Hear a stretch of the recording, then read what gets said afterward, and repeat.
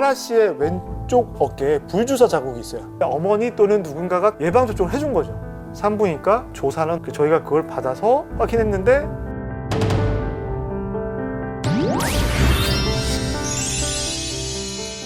이번 방송은 카라보스, 강미숙, 그리고 오카라라는 세 가지 이름을 가진 한 여성분이 입양 이전 본인을 낳았던 친모를 찾는 과정에 대해서 담았던 방송이고요. 2020년 6월 달에 카라 씨가 부친과의 친자 확인 소송에서 승소했을 때 많은 언론에서 다뤄진 적이 있었어요. 근데 그때 저희 같이 일하는 이제 정무현 작가가 잠깐 그 내용을 알고 있다가 그때 그 일은 어떻게 됐지 한번 알아보자라고 했던 거죠. 그래서 알아보다 보니 그 사이에 친부께서 사망을 하셨고 그럼에도 불구하고 여전히 친모를 찾지 못하고 있다 라고 해서 한번 해보면 어떨까라고 생각을 했던 거고요.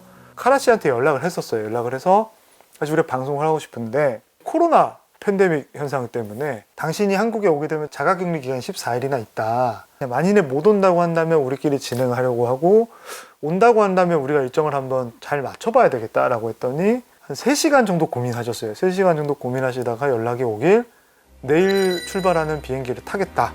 어쩌면 이게 나에게 마지막 기회일지도 모르겠다. 와주신다고 해서 되게 감사했는데 솔직히 말씀드리면 PD 입장에서 되게 무서웠어요. 우리가 14일 안에 어떠한 단서도 찾지 못하면 어떡하지? 그게 참 저희로서는 사실 힘든 부분이었고 또 그것 때문에 어떻게든 열심히 해보려고 정말 죽을 만큼 했는데 아쉽게도 어머니를 찾지는 못했습니다. 그래서 여전히 어머니께서 연락이 오길 기다리고 있는 상황입니다. 탱그리님께서 부친 가족들은 강미숙 씨가 입양되기 전에 전혀 존재를 모르고 있던 건가요? 라고 하는데 부친 가족들과 카라 씨랑 연결됐던 상황들에서 방송에 굳이 언급할 필요는 없을 것 같아서 많은 내용을 다루지 않았지만 그분들 간의 여러 소통의 과정들이 있었고 그런 걸 돌이켜 봤을 때 부친은 모르겠지만 적어도 부친 가족들은 전혀 카라 씨의 존재를 모르고 있었던 것 같아요. 그래서 아마도 많이 충격들을 받으셨지 않았을까 싶습니다. 나르나르님께서 카라 씨가 최면에서 기억해낸 마지막 장면 정황상 아버지가 어머니에게 아이를 서울로 데려가서 키운다고 말하고 괴산으로 데려가서 버렸을 가능성도 있는 것 같아요. 혹시 이런 가능성도 생각해 보셨나요? 라고 하셨는데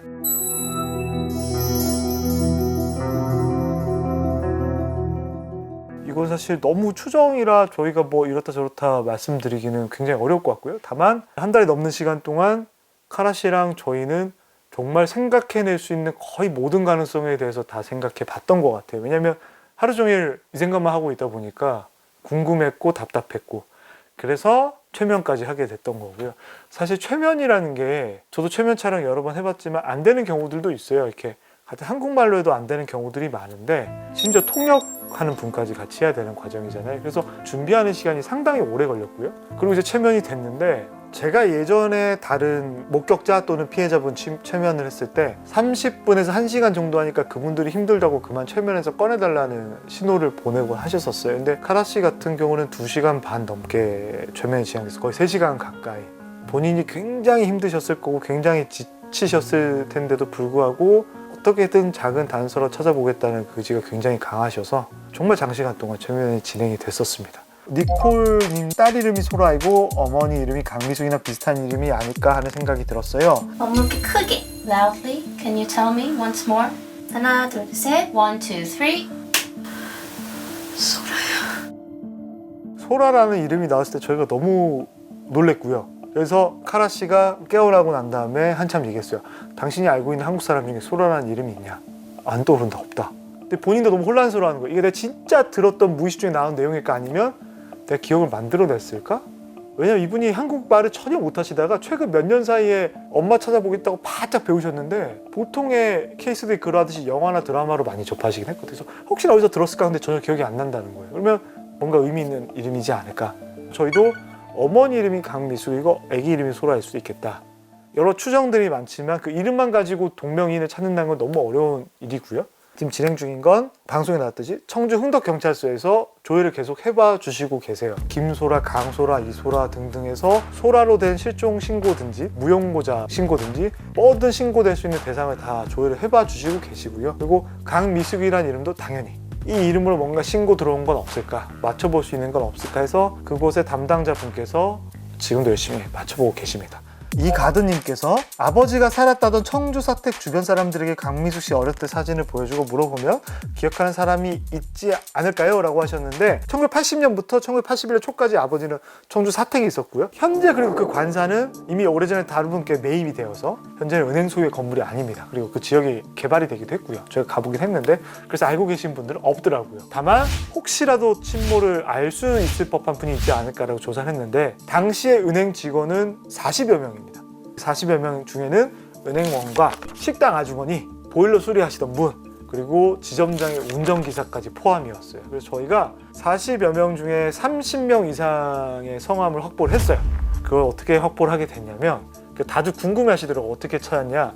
80년대는 대학을 졸업하지 않은 분들이 은행에 많이 취직을 합니다. 그러면 청주 상고 또는 청주 여상 또는 당시 쓰던 대성 여상의 분들이 있을 거라고 생각을 해서 연락드릴 수 있는 모든 루트로 청주 상고 출신들에 연락했습니다. 그 운전기사 가족분을 한 3주 만에 찾았어요. 찾았는데 안타깝게 운전기사분은 2000년도에 이미 세상을 떠나신 상황이었고 아드님과 사모님을 만나 뵀는데 전혀 기억을 못하고 계시더라고요. 그래서 단서를 찾지 못했고 보일러 수리하셨던 분도 세상을 떠나신 상황이었습니다. JJ영님, 마지막에 아버지 사진 어떻게 찾으셨나요? 카라 씨에게 큰 선물이 되었을 것 같아요.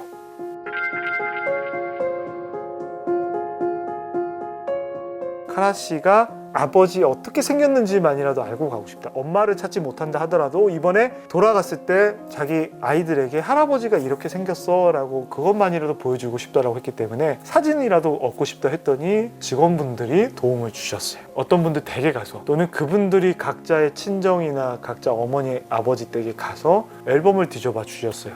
어떤 경우에는 저희 취재팀이 다 같이 가가지고 그 집 앨범을 다 꺼내서 같이 막 뒤져보면서 그래서 얻게 된 소중한 사진을 그분들의 동의를 받아서 카라 씨에게 전달하게 됐습니다.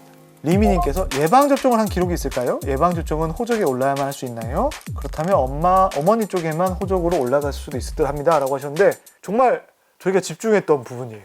당시 청주 지역에 산부인과 출생하지 않았을까 또는 예방접종 하지 않았을까. 왜냐하면 카라 씨의 왼쪽 어깨에 불주사 자국이 있어요. 그래서 알아봤더니 1980년대 초에는 결핵이 한국에 워낙 환자가 많아서 신생아도 예방접종을 해라라는 지침이 떨어졌을 시기라고 해요. 그래서 어머니 또는 누군가가 카라 씨를 키울 때 예방접종을 해준 거죠. 그렇다고 한다면 어떤 기록이 남아있지 않을까라고 저희가 집중을 했었습니다. 그래서 산부인과 8군데와 조사는 5군데 리스트. 저희가 그걸 받아서 확인했는데 의료원 빼고는 다 사라졌더라고요. 그러면 당시 보건소를 가보자. 청주에 현재 총 4개의 보건소가 있습니다. 흥덕보건소, 서원보건소, 상담보건소, 청원보건소. 그중에 청원보건소는 최근에 지어진 곳이고요. 흥덕, 상당, 서원은 그나마 기록들을 확보하고 있는 곳이기 때문에 보건소도 요청을 했어요. 청주시청 통해서 부탁을 드렸고 그래서 서고에 저희가 직접 같이 들어갔습니다. 사실 예방접종 기록 같은 경우는 폐기연한이 5년이거든요. 그럼에도 불구하고 일부 서류가 있긴 했는데 80년대 초반에 예방접종한 아이들의 기록은 없더라고요. 그래서 방송에는 내지는 못했습니다. 근데 그 말씀 한번 드리고 싶었어요. 이렇게 찾지는 못했지만 정말 감사했던 건 카라 씨 사연을 듣고 도와주셨던 많은 청주시청 관계자분들, 청주시청 아동보육과의 조창현 과장님하고 김혜숙 팀장님, 박영주 주무관님, 괴산군청 같은 경우에도 방송에 나왔지만 이장님, 면장님들 뿐만 아니라 군청과 관련된 모든 사람들에게 거기서도 문자 메시지나 전단지로 해서 카라 씨의 사연을 알려서 어머니를 찾는 데 도움을 많이 주셨고 그리고 괴산 전통시장 상인회 저희 현수막도 설치할 수 있게 해주시고요. 전단지도 나눠주시고 내용 알려주시고 하셨던 이제 많은 분들께 진심으로 감사드린다는 말씀 드리고 싶습니다.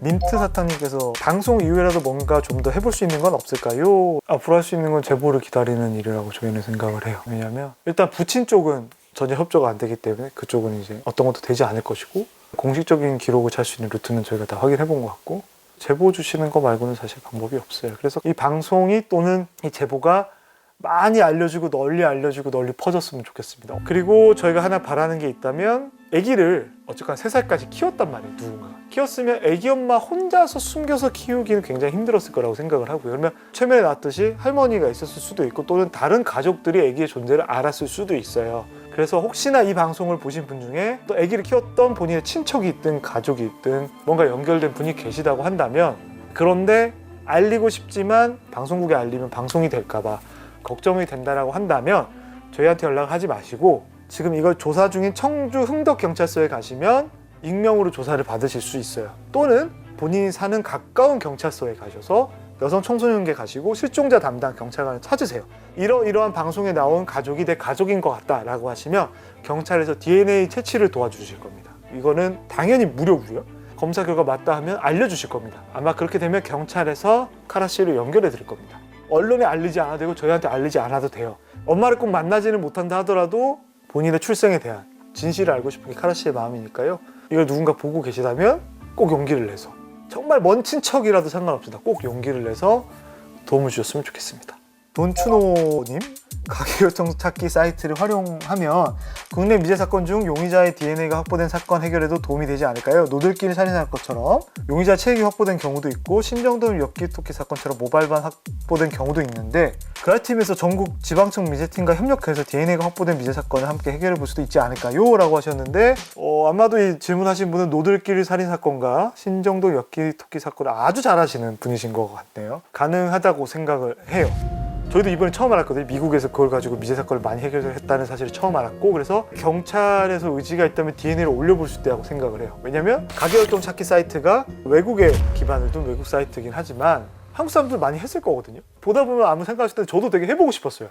어떤 결과가 나올까 궁금하잖아요. 그래서 아마 호기심에 또는 여러 가지 이유로 해본 사람들이 많이 있을 텐데, 제가 그것이 아주 따라서 2018년도에 방송했던 허릉정량 초등학생 살인사건 같은 경우에도 범인의 DNA 일부가 확보가 되어 있습니다. 다만 매칭할 수 있는 대조군이 없기 때문에 지금 해결하지 못하고 있는데요. 그래서 전국의 지방경찰청이나 미제팀에서 아마도 이 방송을 보셨다면 시도해 봄직하실 것 같고, 저도 알릴 수 있는 곳이 있다면 알려서 어떻게 할 수 있는 방법은 없는지 한번 논의를 해보도록 하겠습니다. 혹시나 그래서 노들길 살인사건이나 신정도 엽기토끼 사건 다시 방송이 된다면 꼭 그때 방송을 했던 또는 이 방송에 관심이 많은 돈추노님께서 같이 취재에 참여하시면 어떨까. 카라 씨가 현재 이 녹화를 하고 있는 현재는 아직 서울에 계세요. 그래서 어디에 지낼까 하다가 저희 같이 일하는 동료 PD네 집에서 지내고 계세요. 동료 PD가 제안을 했고 지내고 있는데, 저희 그 동료 PD의 친구 중에 한 사람이 가족 중에 이제 어떠한 사연으로 입양을 떠나 보내게 된 가족을 찾고 있다라는 얘기를 하더라고요. 그래서 같이 식사를 하면서 그 얘기를 했나 그랬더니 카라 씨가 본인이 알고 있는 해외 한국 입양인 커뮤니티에 한 15군데 올린 걸로 알고 있어요. 그래서 그날 밤에 올려줬고 자고 일어났더니 점심시간 정도 지났을 때 해외에서 연락이 왔어요. 찾았다고. 그래서 그 친구분은 카라 씨 덕분에 하루 만에 가족분을 찾게 됐어요. 카라 씨가 그분의 가족을 하루 만에 찾아주고 굉장히 좋아하면서도 굉장히 슬퍼하더라고요. 하루 만에도 찾는데 왜 나는 이렇게 몇 년째 못 찾고 있을까? 조금 힘들어하는 모습을 제가 옆에서 봤는데요. 좀 많은 분들이 제도적 개선 또는 어떤 지원을 통해서 가족을 많이 찾으셨으면 좋겠다라는 생각이고요. 저희 방송을 보셨든 저희 유튜브를 보든 카라분의 어머니, 가족 또는 친척분이 계시다면 꼭 용기를 내서 연락을 주셨으면 좋겠습니다.